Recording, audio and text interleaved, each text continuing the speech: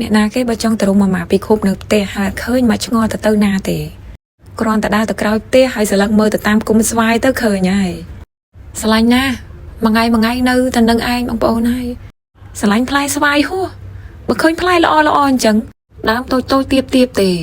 ប៉ុន្តែមើលផ្លែគេរយងរីយាមផ្លែទាំងចកោមអញ្ចឹងហ្មងនិយាយពីតាំងពីមក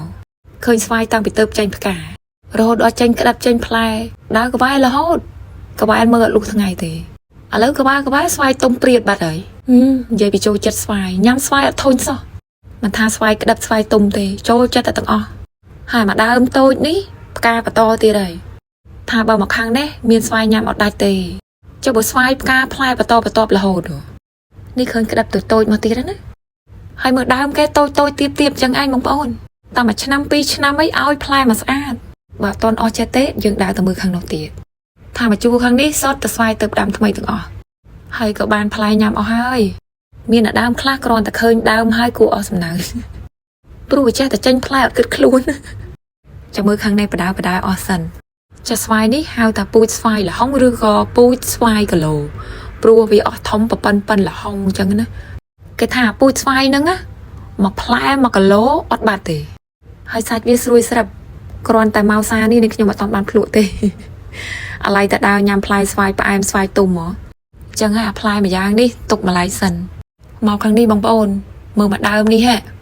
មើលដើមគេសភាពដើមឡើងកន្តុញហើយចេះតែចេញផ្លែបានអួតគេដែរហើយមើលដើមគេដើមកំពស់ហ្នឹងហើយបើមកដើមផ្សេងទៀតនេះក៏ណាស់ដែរនេះមកដើមនេះ 4-5 ផ្លែរបស់គេដែរបើខ្លះទៀតនោះខំផ្លែតាំងពីកុល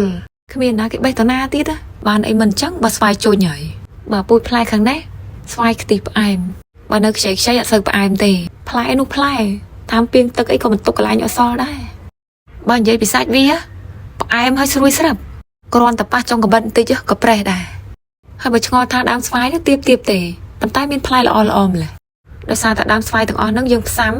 ចាឮថាយើងច្រឡំថានាងខ្ញុំចិត្តផ្សាំដែរអត់ទេអ្នកបកកែផ្សាំនោះគឺឪពុកនាងខ្ញុំឯណោគាត់បានផ្ដាំមកដែរបើមានបងប្អូនណាចង់បានស្វាយចេញផ្លែលឿនអាចតំណែងគាត់បាន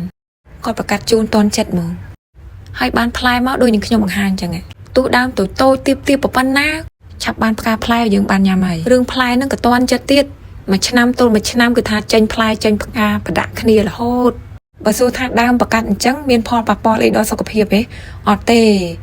ដោយសារតែបច្ចេកទេសប្រកាសវាដោយធម្មជាតិសុទ្ធអញ្ចឹងអភ័យខ្លាចពេលយើងញ៉ាំផ្លែវាទៅខ្លាចប៉ះពាល់ដល់សុខភាពយើងសោះឡើយគ្រាន់តែថាបើពេលមានផ្លែញ៉ាំច្រើនឲ្យចេះញ៉ាំឲ្យមានទំនួលខុសត្រូវទៅបានហើយ